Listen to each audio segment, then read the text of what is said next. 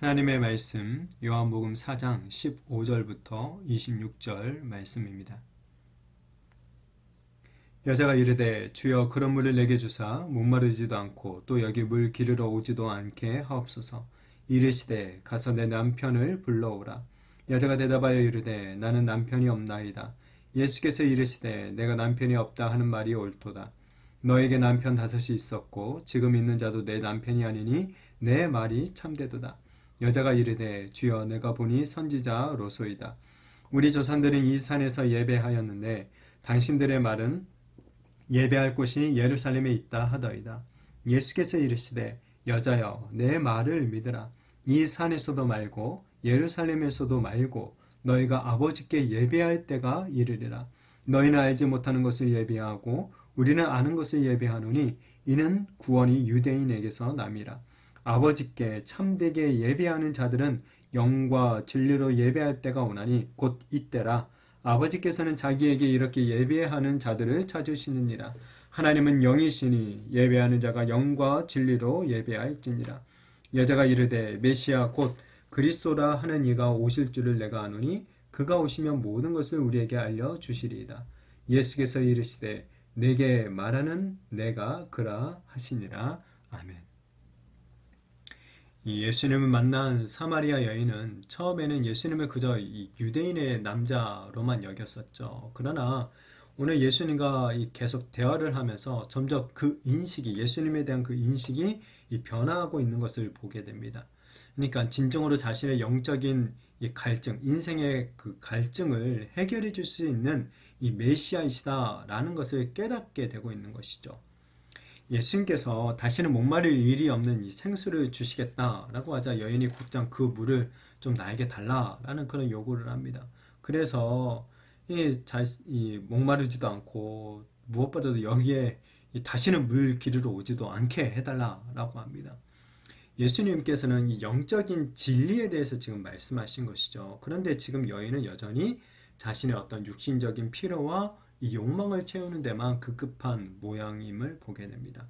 그러니까 진리의 그 말씀을 듣고도 깨닫지 못한 여인을 향해서 주님께서는 이제 그녀의 진정한 그 목마름을 갖다가 폭로하기 위해서 깨닫게 하기 위해서 남편을 불러오라라는 그런 말씀을 하십니다. 이게 여인이 이제 자신에게는 남편이 없다라고 대답을 하죠. 주님께서는 그녀의 대답이 옳다라고 하시면서 그녀의 이 과거, 사연 있는 과거를 갖다 이제 폭로하시죠. 그녀에게 이미 남편이 5이나 있었고, 지금 같이 살고 있는 자도 남편이 아니기 때문에 이 남편이 없다라는 그녀의 말이 참되다라고 이렇게 하시죠. 이것은 지금 뭐 그녀를 향해서 나무라고 있는 그런 말은 아닙니다. 오히려 주님은 그녀의 이 메마른 인생사를 갖다가 공감하시면서 해주시는 말씀이죠.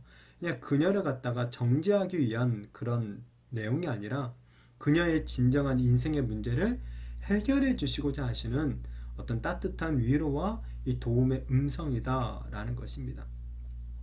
그녀가 예수님 말씀에 의하면 그녀가 지금까지 5명의 남자, 지금 있는 남자까지 아침에 6명의 남자를 거쳤는데 어떻게 이 5명의 남편을 거치고 지금 살고 있는 남자도 남편이 될 수 없었는지 그녀의 사연은 정확하게 나오지는 않습니다.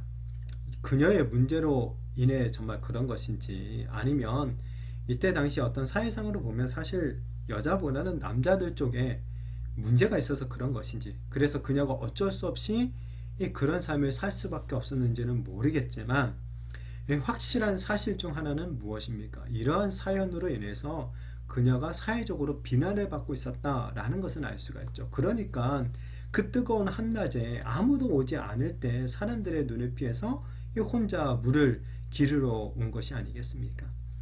그녀의 인생의 이 갈증, 이 목마름을 해결해 줄 수 있는 사람은 이 남편들이 아니라는 것이죠. 바로 하나님이라는 것입니다. 곧 하나님과의 관계가 진정으로 회복될 때 그녀의 인생의 목마름, 갈증도 해결될 것입니다. 주님은 이러한 깨달음을 주기 위해서 그녀에게 어떠면 치부라고 할 수 있는 이 남편의 문제를 끄집어내신 것이죠. 자신의 숨겨진 과거를 말하신 예수님에 대해서 이제 여인의 인식이 이제 달라지게 됩니다. 여인은 예수님을 선지자 중에 하나로 여기고 있죠. 그리고 이제 여인이 예수님께 선지자라고 생각하는 그 예수님께 갑작스럽게 예배에 대한 질문을 던지고 있습니다. 그녀가 정말 평소에 너무 궁금했던 내용이어서 물어보는 것인지 아니면 이 치부인 그 남편에 대한 이야기가 불편해서 그런 것인지는 알 수 없습니다. 그러나 그러니까 여자가 물어보고 있는 이 예배에 관한 이 문제, 그리고 그녀가 느끼고 있는 인생의 그 어떤 갈증, 목마름, 이 둘은 사실 밀접한 관련이 있는 것이죠. 그러니까 진정으로 인생의 갈증, 이 목마름을 해결하는 것, 참된 예배의 회복으로부터 시작되기 때문에 그렇습니다. 이 당시 유대인과 사마리아인 사이에는 예배 장소에 대한 어떤 첨예한 갈등이 있었다라는 것을 보게 됩니다. 유대인들은 예루살렘에서 예배해야 된다라고 주장을 하고, 사마리아인들은 그리심산에서 예배하는 것이 옳다라고 이 주장을 하고 있는 것입니다. 그러니까 지금 유대인과 사마리아인들은 모두 다 무엇에 지금 관심을 두고 신경을 쓰고 있습니까? 예배하는 장소죠. 어디에서 예배하는지가 옳으냐, 그리고 어디에서 예배하는지가 하나님이 받으신 예배냐, 이것을 갖다가 질문하고 있는 거죠. 사마리아 여인이 이 남편으로 인해서 인생의 목마름을 해소하지 못했던 것처럼 지금 유대인이나 사마리아인이나 모두 다 예배 장소라는 헛된 일에 몰두하면서 그들의 영적인 목마름에서 벗어나지 못하고 있다라는 것을 우리는 보게 됩니다. 이에 우리 예수님께서는 예배 장소가 중요한 것이 아니다라고 말씀하시죠. 예배 때 그러니까 우리가 주목해야 될 것은 장소가 아니라 그 예배를 받으시는 하나님이시다라는 것을 알려주고 있어요. 그러면서 23절부터 24절에 아주 유명한 말씀이죠. 아버지께 참되게 예배하는 자들은 영과 진리로 예배할 때가 오노니 곧 이때라. 아버지께서는 자기에게 이렇게 예배하는 자들을 찾으시니라. 하나님은 영이시니 예배하는 자가 영과 진리로 예배할지니라 라고 말씀하십니다.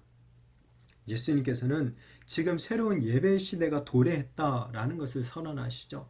이 예배를 받으시는 분은 누구십니까? 바로 하나님 아버지라는 거죠. 인간들이 아닙니다. 어느 다른 대상이 아니죠. 하나님 아버지가 예배를 받으시는데 그 하나님 아버지는 어떤 분이십니까? 영이시라고 하죠. 그렇기 때문에 영이신 하나님이시기 때문에 지금 장소가 문제가 되지 않는다는 거예요. 예루살렘이든 그리심산이든 이 장소는 사실 문제가 되지 않는다는 거예요.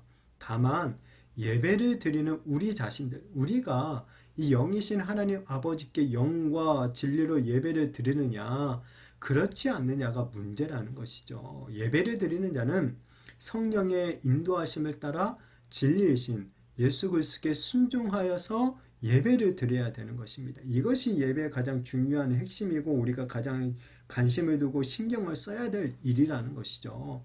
그러니까 아무리 웅장하고 정말 크고 뭔가 화려한 예배당에서 막 수백 명의 성가대가 아름다운 찬양을 드리고 어떤 정교하고 감동을 일으킬 만한 예배의 어떤 의식과 뭐 순서 막 이런 게 있어도 그 자리에 참여한 예배자가 영과 진리로 예배를 드리지 않는다면 그 예배는 아무 의미가 없는 예배, 곧 실패한 예배가 되고 만다라는 것이에요. 자, 그러나 반대로 정말 아무것도 없는 어떤 낡은 정말 시골의 예배당에서 예배를 드리고, 혹은 요즘 이제 코로나로 인해서 우리가 집에서 혼자 온라인 영상을 틀어서 예배를 드리는 경우도 있는데, 그렇다 하더라도 그 예배를 드리는 우리가 영과 진리로 예배한다면 그 예배는 하나님 아버지가 받으시는 합당한 예배가 될 수 있다라는 것을 얘기하고 있죠. 영이신 하나님 아버지께서 보시는 예배, 결국 우리 자신과 하나님과의 그 관계가 제일 중요하다라는 거예요. 하나님 아버지는 당신을 사랑하고 당신께 순종하는 자들 가운데 그들을 갖다 성전을 삼으시고 그들의 예배를 기뻐 받아주시는 것이죠. 그러니까 아무리 멋지고 화려한 예배를 드려도 우리의 마음이 세상에 빠져 있고 평일에도 여전히 우리의 마음을 세상에 두고 세상의 것들을 쌓는 일에만 몰두하면서 살아간다면 그 예배, 헛된 예배에 밖에 되지 않는다는 것입니다. 그러나 우리의 마음을 하나님께 집중하고 정말 성령을 의지하면서 진리 되신 예수 그리스도의 말씀에 순종하면서 드리는 예배, 사막 한가운데서 혼자 드리는 예배를 할지라도 하나님이 기뻐 받으시는 예배가 되는 줄로 믿습니다. 여인은 이렇게 새로운 예배 시대가 왔음을 선언하시는 그 주님의 말씀 앞에 이 메시아가 오시면 모든 것을 알려주실 것이다 라고 또한 얘기를 하죠. 이에 주님은 그때서야 내가 그다 라고 자신이 바로 자신이 이 메시아이심을 분명히 드러내주고 있습니다. 영이신 하나님 아버지께 바로 예배할 수 있는, 곧 영과 진리로 예배할 수 있는 이 새로운 시대를 열어주신 분이 바로 예수님 자신이심을 드러내고 있는 거죠.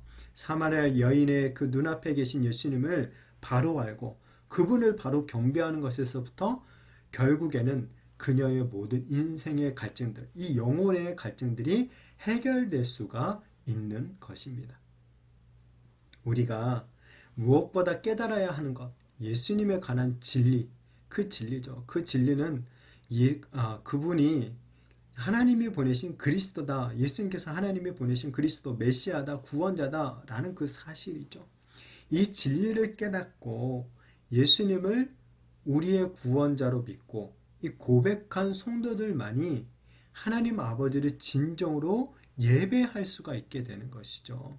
그리고 하나님 아버지는 이런 성도들의 예배를 기뻐 받아 주시는 줄로 믿습니다.